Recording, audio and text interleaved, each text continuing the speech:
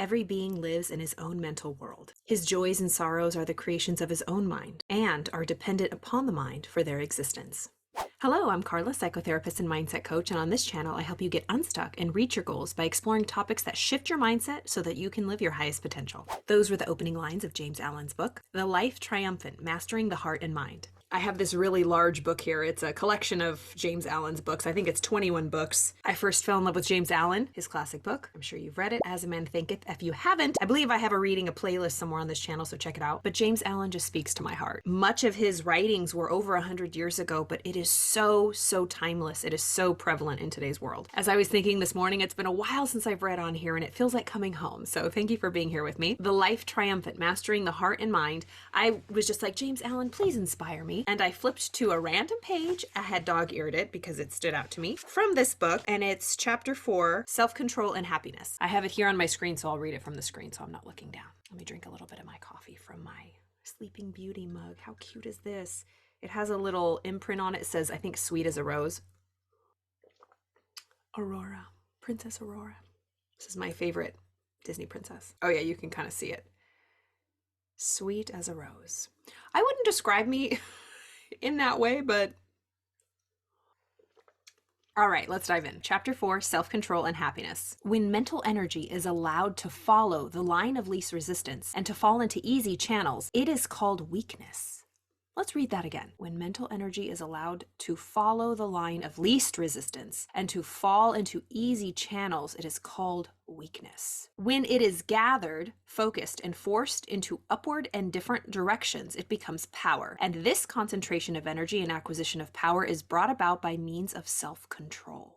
In speaking of self-control, one is easily misunderstood. It should not be associated with a destructive repression, but with a constructive expression. The process is not one of death, but of life. It is a divine and masterly transmutation in which the weak is converted into the strong, the coarse into the fine, and the base into the noble, in which virtue takes the place of vice, and dark passion is lost in bright intellectuality. The man who merely smothers up and hides away his real nature without any higher object in view than to create a good impression upon others concerning his character is practicing hypocrisy and not self-control. As the mechanic transmutes coal into gas and water into steam, and then concentrates and utilizes the finer forces for the comfort and convenience of others, so the man who intellectually practices self-control transmutes his lower inclinations into the finer qualities of intelligence and mortality to the increase of his own and the world's happiness. That is so good. So true. So it says the person who hides away, pushes down, acts like they're perfect, like they have nothing wrong. I don't struggle with anything. The person who acts like they have it all together and hides away his real nature, I wouldn't say real nature, just those tendencies that come in us, the darkness, the criticism, the judgment. I wouldn't say that's our natural nature, but we definitely all have those in us. So somebody who covers all of that up for the simple purpose of having a good impression, for looking good to the outside world, to putting on face, fronting, if you will, posing. Hello, look at Instagram and all the social medias. How many times do we see people posting their highlight reels? Just this morning, I was in a mood and I saw that somebody had posted very commonly like a photo dump of, different slides of their trip. They're somewhere very exotic. It was so curated. It was just so curated, and something in me just was irritated. But the work is always me. I didn't want to judge or criticize that person, but it spoke to me as fake. It spoke to me as posing. It spoke to me as curated. It spoke to me as, look at me, look at my perfect life. How cool am I? In your face type of thing, right? But the question is always, Carlo, what is it bringing up in you? The best quote I've ever heard is, when you don't like someone or something's bothering you, it's like, there's something about that person I really don't like about me. Because that's what it is. We are always only experiencing what we have within. If you can remember this, I use this as an example. We are this cup. We are mostly calm on the surface. Our water is nice and flowing at a decent, calm level. But deep down, all the sediment, all our feelings, all of our baggage, all of our stuff is settled at the bottom. And usually it's not really stirred up. It's usually contained and people don't see it. They see the nice, clear, calm water. But the moment something irritates us, enter the outside world, enter someone's post, enter someone's comment, enter a news story.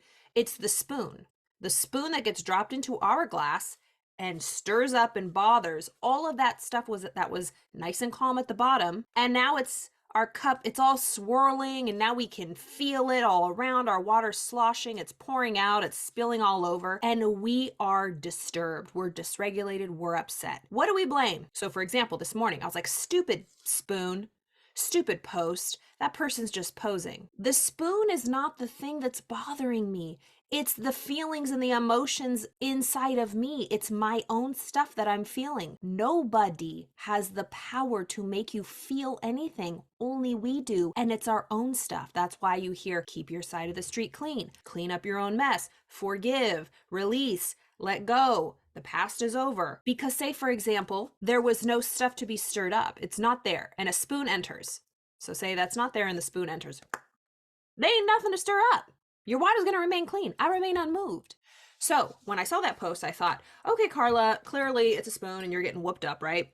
I'm too far along on this journey to, I mean, I can't get out of it at this point. It's quite annoying to like not be accountable for the way I feel. It's easy to blame someone. I can't do that anymore. It's like kind of like finding out there's no Santa Claus. Like I can't unsee what I've seen and I can't re-believe in something that was an illusion. One of my mentors, my beautiful friend, Deanna Smith, I love her so much. I remember one time, this was years ago, and it was around the same theme. I said, I hate when people are fake. I hate when people post fake things. I hate when people just put on this front. They're fake. And she said, why do you think that is?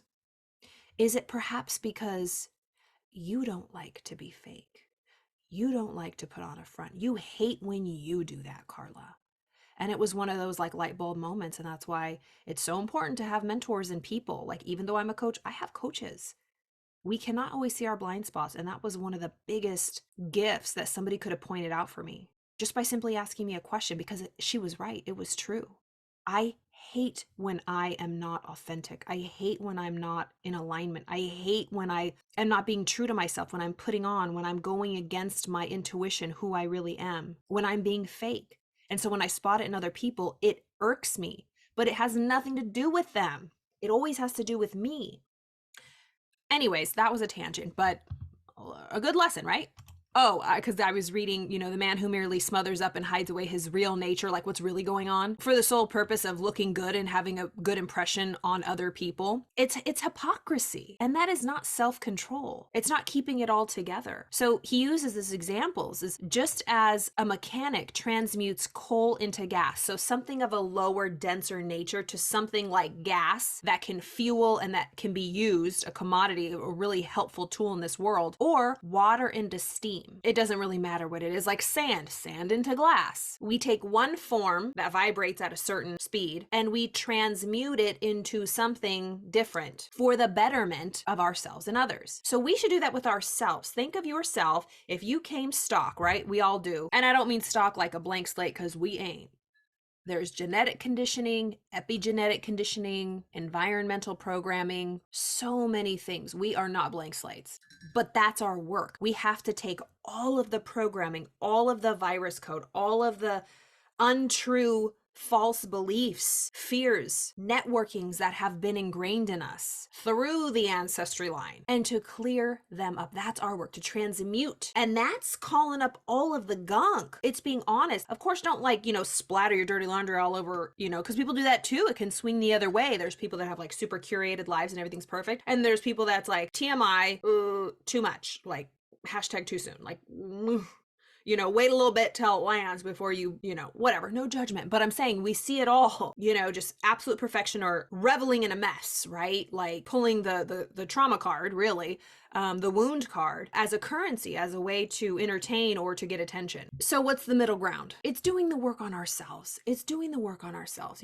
So that's what he's saying. Take something, mutate, do all that work, take something of a lower quality and make it higher. So when it says turning water into steam, we can utilize the finer forces for the comfort and convenience of others. So the person who intellectually practices self-control, really doing that inner work, transmutes his lower inclinations into finer qualities of intelligence and mortality reality to the increase of his own and the world's happiness. So good. All right, let's read a little bit more. A man is happy, wise, and great in the measure that he controls himself. He is wretched, foolish, and mean in the measure that he allows his animal nature to dominate his thoughts and actions. Listen to me. This is the truth. You know, you hear me well, I don't know if you hear me talk a lot about it, but let's do a little review. We oftentimes forget that we are animals. Human beings are animals. And it reminds me of Bob Proctor, his favorite quote, my mentor. He always used to use this quote from the play, one of Archibald MacLeish's play. It says, "The only thing about a man that is a man is his mind. Everything else you can find in a pig or a horse." What makes us different than a dog? What makes us different than a horse? As animals, we have 5 physical senses. We can see, hear, smell, taste, touch. A dog can see. A dog can smell. A dog can hear. A dog can taste. A dog can touch. Hello, like we all have the same 5 senses. But what makes human beings different? It's our intellectual faculties that reside in our mind. We have 6 of them: perception, the will, reason, imagination, intuition, and memory. Superpowers. And if you're interested, there's a free gift. I think it's going to be below here. Click on it. It is a free series that I did, a 6-video series going into detail on each of these 6 higher faculties, 6 higher superpowers, I call them. If we live from this inner world, as James Allen is saying, and many other people has said, when we live from within, living from the inside out versus the outside in, will determine if we're just living as animals. If we just live from our 5 physical senses, as all animals do, we are just base. We are just animalistic, reactive to what is going on in this outside world. Based on what's happening out here that I perceive with my 5 physical senses will determine how I feel and live my life and how I think and the actions I take and the results I get. But if we close our eyes and go within and tap into those 6 higher faculties in our mind, intuition, imagination, reasoning, the will,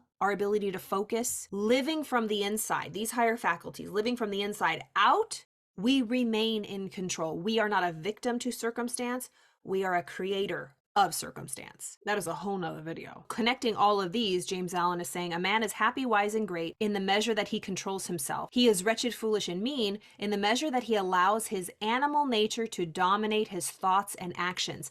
Really what he's saying is a person is wretched, foolish, and mean in the measure that he allows his 5 physical senses to dominate his thoughts and actions. Do you let your 5 physical senses? I was going to show this, but you've seen this before, but this represents the mind. We have a conscious thinking mind, a subconscious feeling or emotional mind. So our mind is split into 2 parts. This is our body, which we act from, and then how we act, we get our results. How we think determines how we feel determines how we act determines our results. These are what I want to focus on. These are kind of little antennae, which represent our 5 physical senses. See, hear, smell, taste, touch. It doesn't matter the order. It just represents visually. These are like little receptors on our animal bodies that we take in information. Boop, boop, boop, boop, boop. We hear things, we see things, we smell things, and then it goes into our mind. But if we are only counting on our 5 physical senses to take in this data from the outside world, what do you think our mind's going to be filled with? Look around the world today.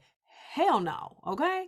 So we have got to shut off our 5 physical senses and go within to the higher faculties which reside in our thinking mind. We are going to determine how the day is going to go. Then we can open our eyeballs and see what's going on. That's just a little tidbit. I love James Allen. That was just a few paragraphs, but I need to stop now because I have to go. But I hope you enjoyed that. It really gets me going. I love reading. It's been a long time. This is just my favorite thing to do. I'm going to just start doing it every morning again because it was just such an anchor to me and I loved it. I have all of the books that I just absolutely enjoy and I just flip open and I just read a little bit. I have definitely playlists here, obviously, that I've read all the books. You know what I'm going to do? This is what I'm going to do. I think I'm going to reread U Squared because I did it on my old channel, The Citadel, and they took down day 1 for copyright. So I think I'm going to redo it here. I also have As a Man Thinketh, Think and Grow Rich, The Science of Getting Rich, Feel the Fear and Do It Anyway, all of James Allen's books, Wallace D. Wattles books, Thomas Troward books. Wow. I mean, just so many good. Neville Goddard, all of Neville Goddard's books. So I'm just going to pick a reading of the day, a little excerpt, read a few paragraphs, and really just kind of